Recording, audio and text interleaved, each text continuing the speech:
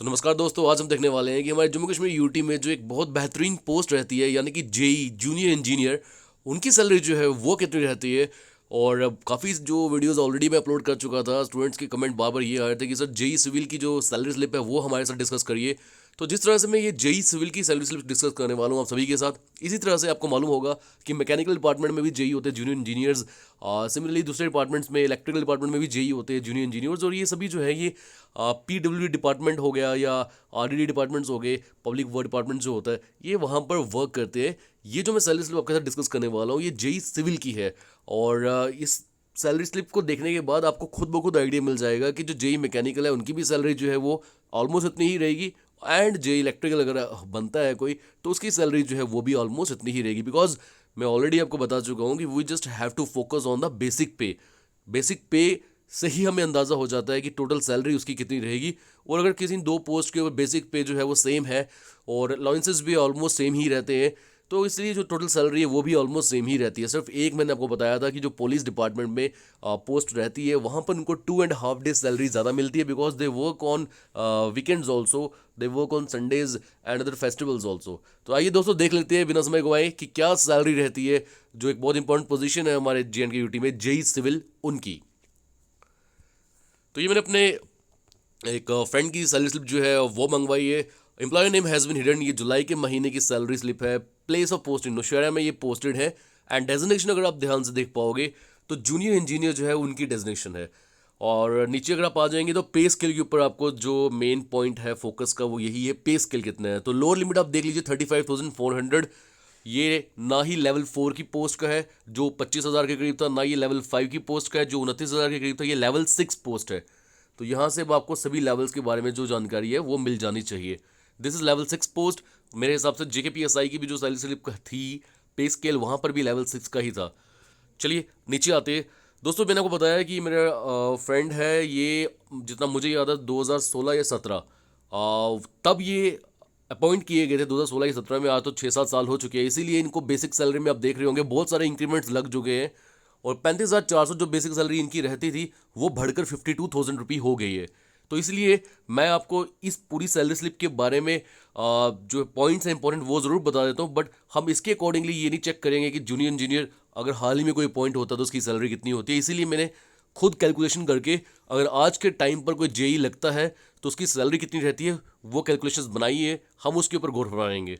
फिर भी नीचे आकर देख लेते हैं कि इनको अलाउंसेस जो है वो ऑलमोस्ट वही मिल रहे हैं जो मिलते हैं।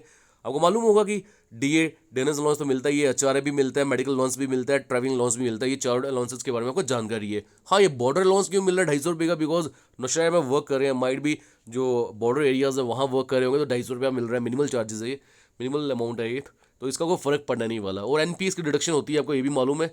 हाँ, इनकम टैक्स की डिडक्शन इनकी इसलिए हो रही है क्योंकि 6-7 साल से वर्क कर रहे हैं, सैलरी इनकी टोटल बहुत ज़्यादा हो गई है, ये लगभग 81,000 के करीब। बट मैं बता रहा हूँ अगर आज के टाइम पे आप जेई जो है वो अपॉइंट किए जाते हैं तो आपको इनकम टैक्स नहीं कटेगा, बिकॉज आपकी टोटल सैलरी इतनी नहीं रहेगी। इसलिए कोई कन्फ्यूजन ना रहे आपको कि इनकी बेसिक सैलरी जो है वो बढ़कर 52,000 क्यों हो गई, और अगर हो गई है तो क्या आज के टाइम पर आपको भी इतनी मिलेगी। कोई कन्फ्यूजन रहनी नहीं चाहिए, इतना नहीं मिलने वाला। Because they have been working he have been working since 6 to 7 years। तो नया पॉइंट जो होगा उसके लिए जो मैंने कैलकुलेशंस करी है वो ये आपके सामने है।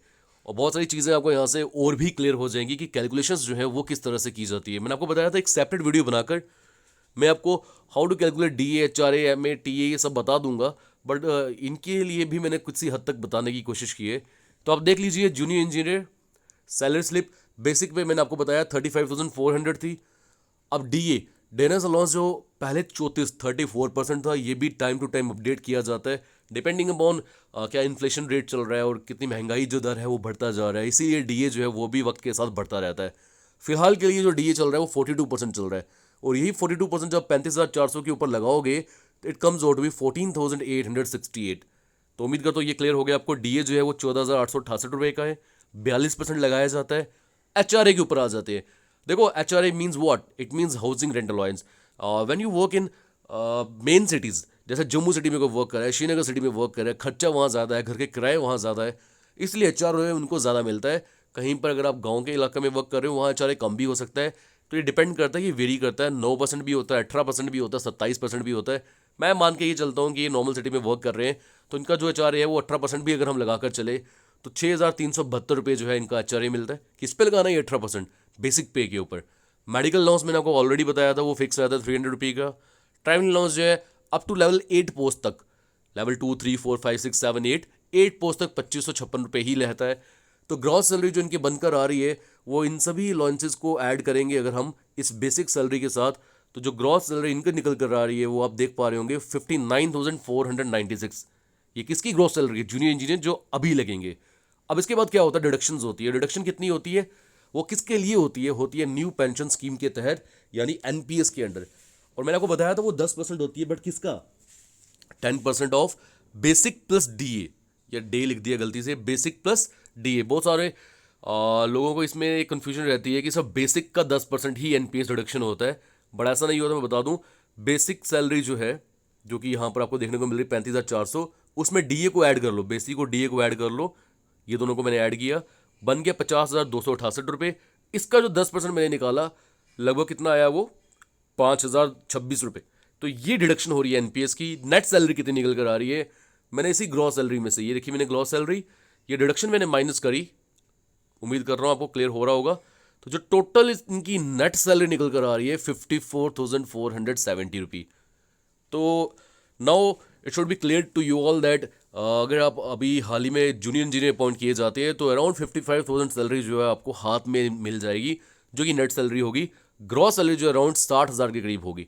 तो 60K will be the gross salary, and the salary which will come in to your hand that will be around 54 to 55,000। दोस्तों ये थी जूनियर इंजीनियर की सैलरी स्लिप। आप कमेंट सेक्शन में बता दीजिए कौन सी पोस्ट ऐसी रहती है जो कि जिसकी सैलरी स्लिप जो भी हमने डिस्कस नहीं करी है। एक असिस्टेंट प्रोफेसर की जरूर करेंगे नेक्स्ट वीडियो में हम। और अगर कोई डाउट रहता है, you can simply ask me, I am trying to answer every one of the question. कुछ भी अगर सवाल है आप पूछ सकते हो। दोस्तों मिलते हैं अगली वीडियो में। Till then take care, good bye. मैंने आपको बताया नीचे डिस्क्रिप्शन बॉक्स में डिफरेंट सोशल मीडिया हैंडल के लिंक्स भी प्रोवाइडेड है। और अगर आप ये हेल्प कर सकते हो, जो आपके स्टूडेंट्स फेलोमेट्स हैं, एस्पिरेंट्स हैं, जो लिंक में आपके भाई बंधु जो तैयारी करें एग्जामिनेशंस की, उन तक ये वीडियोस जो है वो ज़रूर शेयर करिएगा, बिकॉज आने वाले टाइम पे मैं इस पर पढ़ाना भी शुरू करने वाला हूँ। और इन्फॉर्मेशनल वीडियोस है। मुझे नहीं याद कि हमें अपने टाइम पर ये सब चीज़ें किसी ने बताई थी, हमें इन चीज़ों के बारे में जानकारी थी, बहुत वक्त के बाद पता चला। अगर आपको जल्दी पता चल रहा है तो ये चीज़ जो है आगे भी पहुँचाइए। तो मिलते हैं दोस्तों अगली वीडियो में। Bye bye, take care.